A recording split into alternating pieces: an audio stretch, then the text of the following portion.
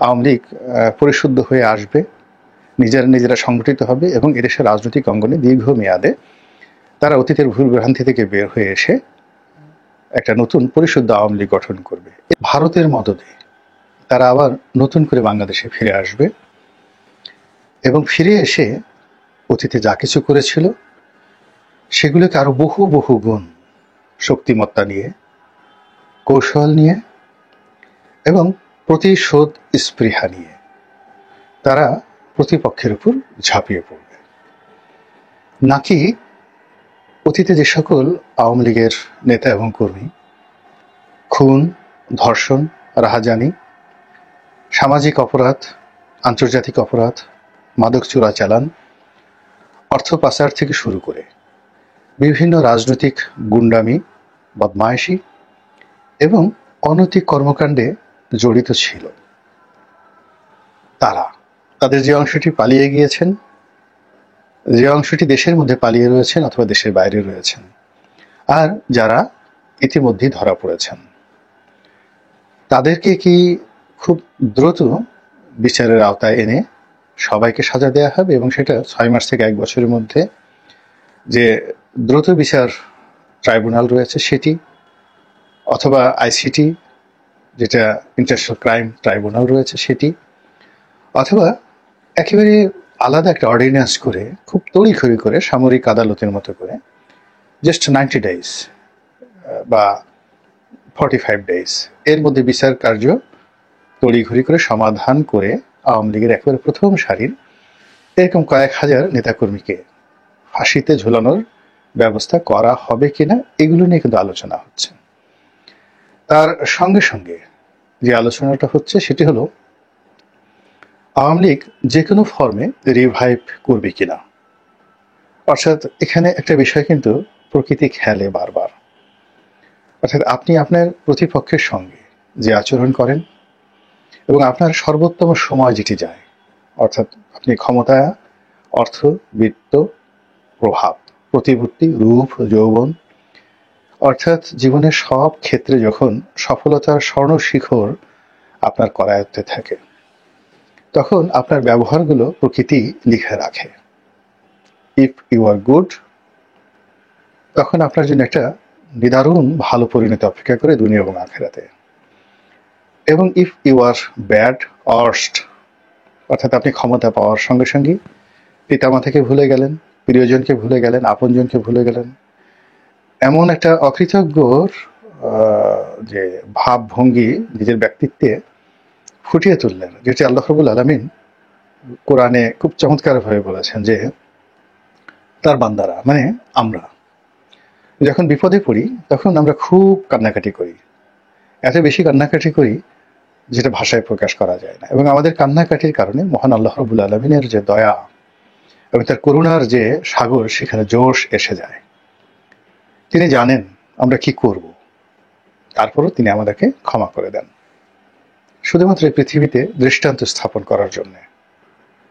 তো সেই ক্ষেত্রে যখন মানুষ বিপদ মুক্ত হয়ে পড়ে, সে গা ঝাড়া দিয়ে উঠে এমন তাণ্ডব শুরু করে, এমন একটা ভাব ভঙ্গি দেখায়, অবস্থা দৃষ্টি মনে হয় কোনো কালে তাদের যে বিপদ ছিল, বিপত্তি ছিল, তারা যে অঝরে চোখের পানি ফেলেছে, এইরকম কথা তারা স্মরণই করতে চায় না, তারা ভাবভঙ্গি প্রকাশ করতে চায় না, মনে হয় যেন আজীবন তারা এমন ছিল। এ কথা স্বয়ং আল্লাহ রাব্বুল আলামিনের আমাদের সম্পর্কে দুর্ভাগ্য। যা বলছিলাম, তো আমাদের এই বাংলাদেশের রাজনীতিতে এখন আওয়ামী লীগ খুবই দুর্ভাগ্য অবস্থায় আছে এবং তারা হয়তো যার যার অবস্থানে থেকে চিন্তা করছেন আবার সুযোগ পেলে ভালো কিছু করবেন, কেউ চিন্তা করছেন আবার সুযোগ পেলে দেখিয়ে দেবেন এটা করবেন ওটা করবেন, যার যার মতো করে আল্লাহ রাব্বুল আলামিনের সঙ্গে তাদের একটা যোগাযোগ হয়ে যাবে, এটা প্রকৃতির একটা বিধান।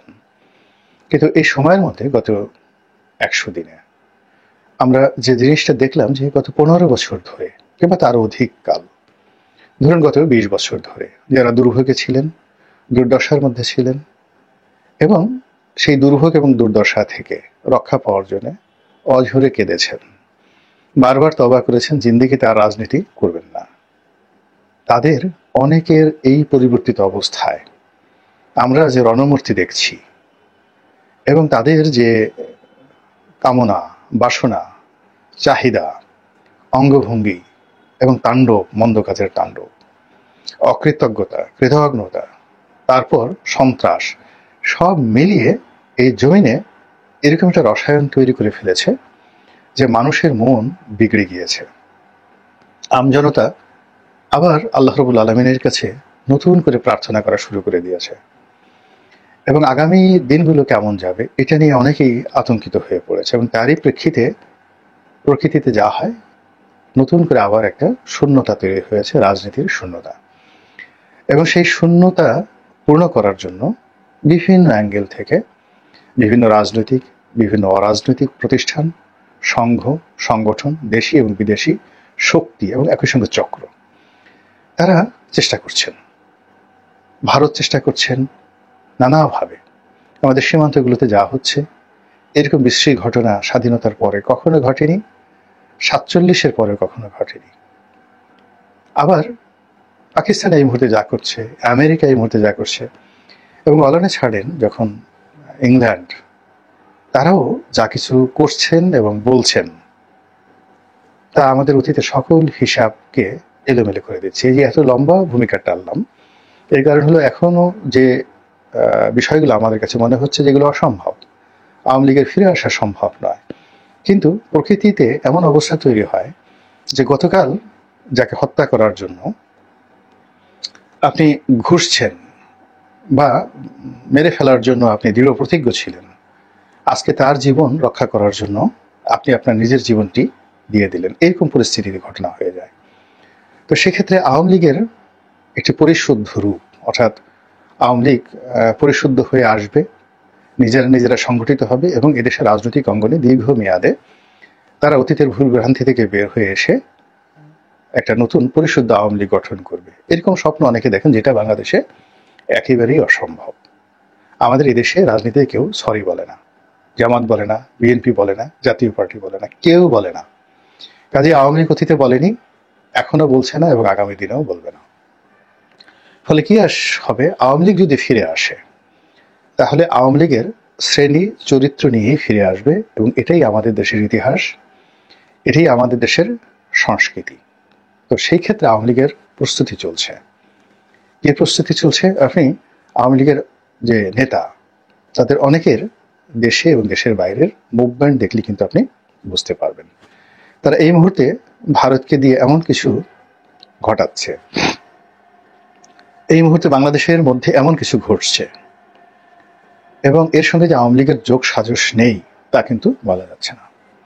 তার সঙ্গে সঙ্গে বর্তমান সরকারের যে ভুল এবং ভ্রান্তি এবং তাদের নানা কর্মকাণ্ডে ব্যবসায়ী সমাজের মধ্যে যে বিরূপ প্রতিক্রিয়া তৈরি হয়েছে, বড় বড় কর্পোরেট হাউসগুলো দরকার হলে তারা তাদের সর্বস্ব বিক্রি করে অতীতের সেই যে স্বর্ণালী দিন যখন তারা গণভবনে যেতেন, প্রধানমন্ত্রীকে তোষণ করতেন, সেই সুদিন ফিরিয়ে আনার জন্য এখন তারা যে অবস্থার মধ্যে পড়েছে, তারা দরকার হলে আত্মাহুতি দিতেও প্রস্তুত।